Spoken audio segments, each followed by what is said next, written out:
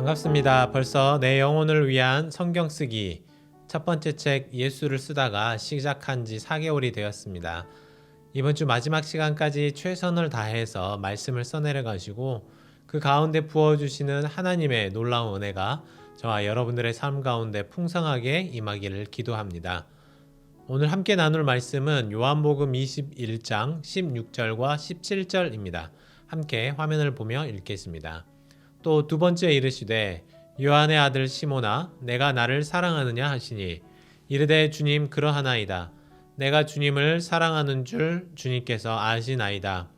이르시되 내 양을 치라 하시고 세 번째 이르시되 요한의 아들 시몬아 내가 나를 사랑하느냐 하시니 주께서 세 번째 내가 나를 사랑하느냐 하심으로 베드로가 근심하여 이르되 주님 모든 것을 아시오매 내가 주님을 사랑하는 줄을 주님께서 아시나이다.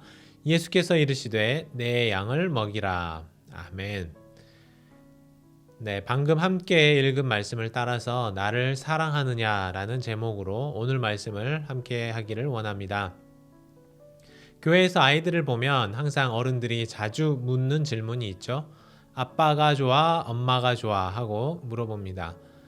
요즘 아이들은 그래도 똑똑한 것인지 보통은 엄마 아빠 둘 다 좋다라고 얘기를 하더군요. 저도 우리 아이들이 어렸을 적에 제 아들들에게 그런 질문을 하시는 분들을 많이 보았습니다. 그렇다면 여러분들에게 여쭤보고 싶은데요. 여러분들은 엄마가 좋으십니까? 아빠가 좋으십니까? 참 어려운 질문이죠.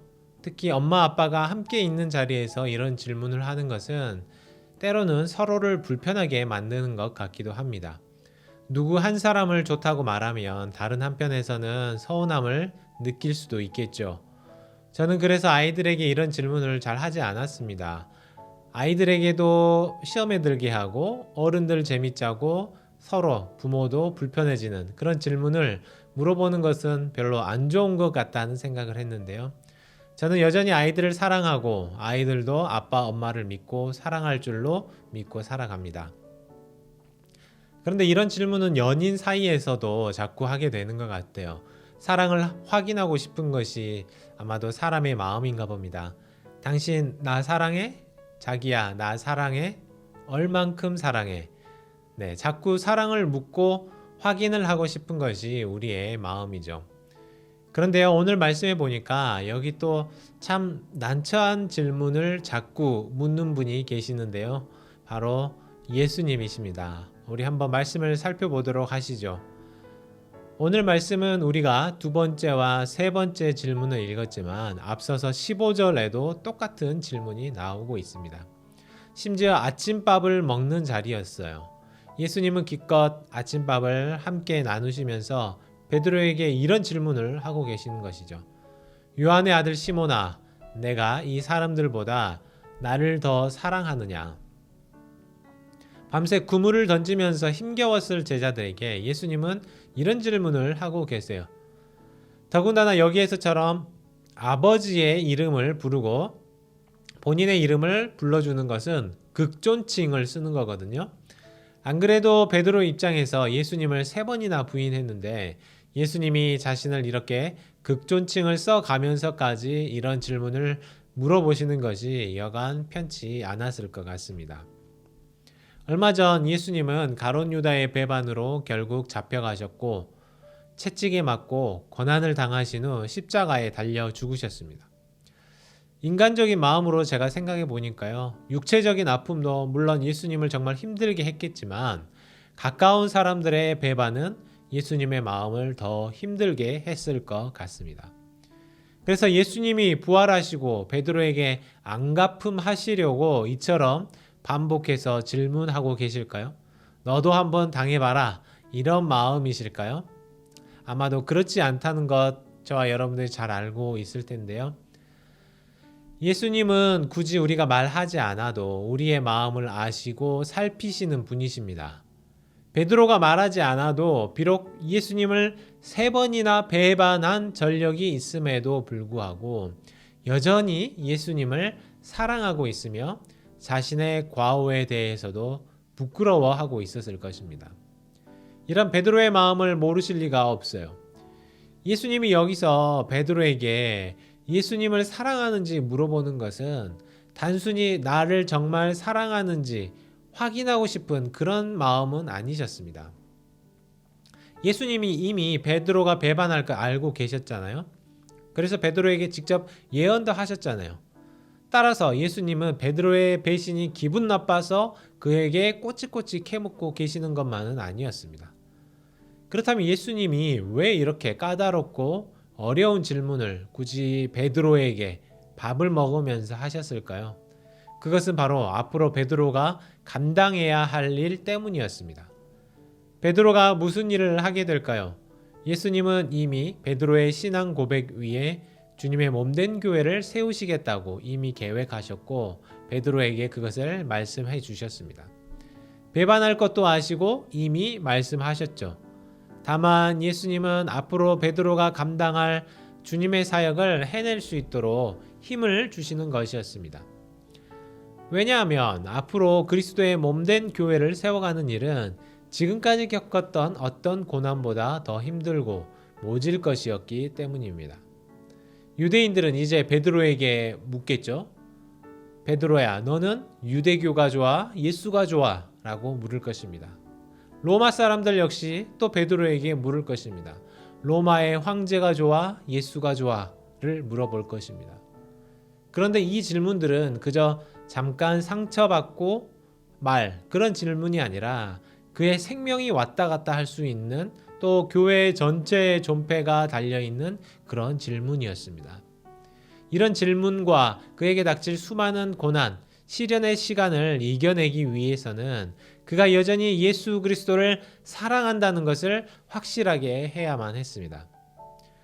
예수님과 베드로 사이에 완전한 관계의 회복이 이루어지지 않는다면 그의 사역은 힘을 잃게 될 것이죠.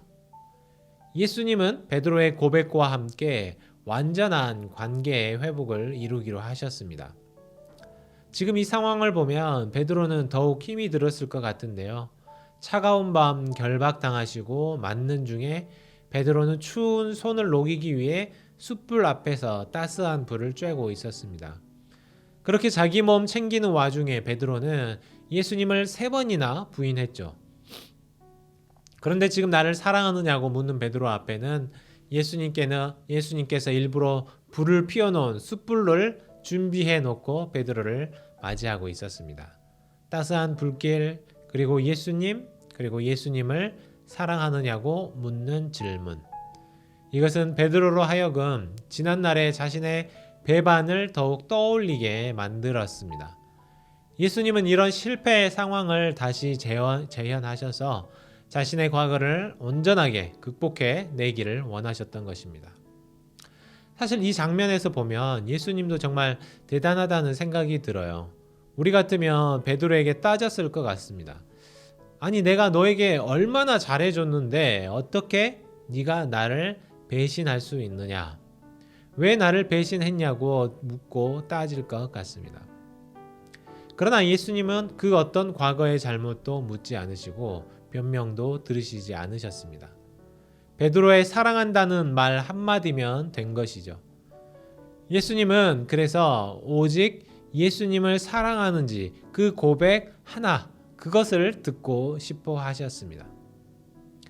예수님은 베드로에게 사랑의 고백을 듣고 싶으셨던 것처럼 우리에게도 역시 사랑의 고백을 듣고 싶어 하십니다.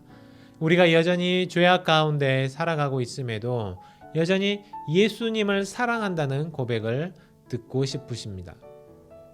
베드로의 사랑을 확인하시고 이제 베드로에게 무엇을 명령하십니까? 예수님은 베드로에게 주님의 양무리를 돌볼 것을 명령하셨습니다. 주님이 아끼시는 양무리를 예수님을 사랑하는 자에게 맡기셨어요. 예수님을 사랑하지 않는 자라면 예수님의 양들 또한 사랑하지 못하겠죠. 양들을 잘 돌보고 양육하는 데에는 여러 기술이 필요하겠지만 무엇보다도 주님을 사랑하는 마음이 가장 중요하기 때문입니다. 이제 베드로는 참 목자이신 예수님을 사랑하면서 그 마음으로 목자의 심정을 가지고 주님의 일을 감당해야 합니다.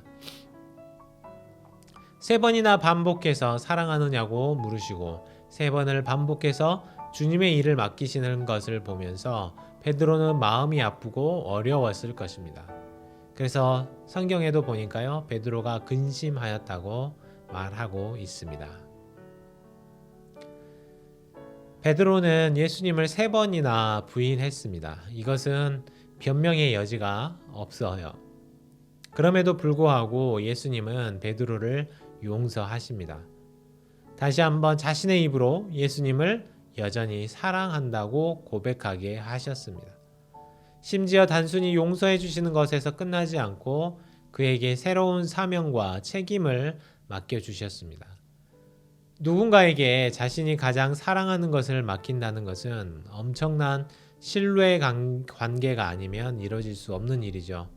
그런데 예수님은 이처럼 중요한 자신의 양무리를 자신을 배반했던 베드로에게 맡기셨고 그가 그 일을 다시 잘 해낼 수 있게 하셨습니다. 오늘 이 시간에도 우리가 다시 한번 기도하면서 예수님께 우리의 마음을 고백하면 좋겠습니다. 주님은 우리의 마음을 기다리십니다. 우리에게 맡기실 주님의 큰 사명을 준비해 두시고 그것을 잘 감당할 능력도 준비해 두시고 기다리고 계십니다. 오늘 함께 기도하며 주님께 우리의 마음을 고백하기를 원합니다. 함께 기도하겠습니다.